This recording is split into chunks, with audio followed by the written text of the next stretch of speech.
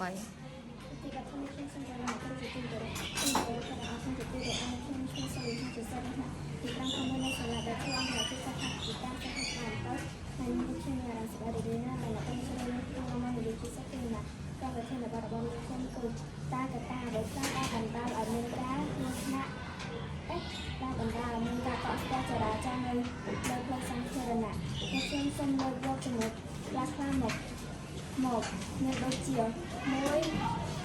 អ្នកដែលមិនគោរពលើនឹងប្រាក់សញ្ញាចរាចរណ៍2ការបើកបញ្ច្រាស់ផ្លូវការបើកបញ្ច្រាស់ផ្លូវមិនត្រឹមតែបង្កការកកស្ទះនោះទេប៉ុន្តែក៏ជាកត្តាបង្កការគ្រោះថ្នាក់ចរាចរណ៍ទៀតផងទៀតដែរ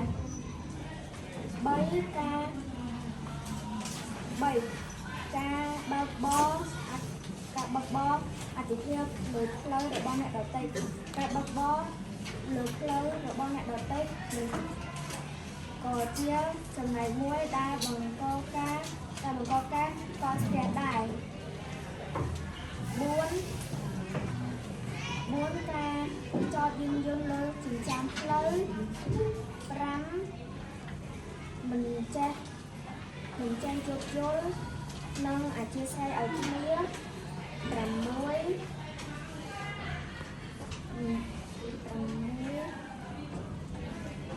គឺការលក់ដូរលើចិញ្ចើមផ្លូវ7ការកំណើតយានយន្តជាទីបញ្ចប់ខ្ញុំសូមអរគុណអ្នកគ្រូព្រមទាំងអ្នកទាំងអស់ដែលបានចំណាយពេលវេលាស្ដាប់ការបកស្រាយរបស់ខ្ញុំសូមអរគុណ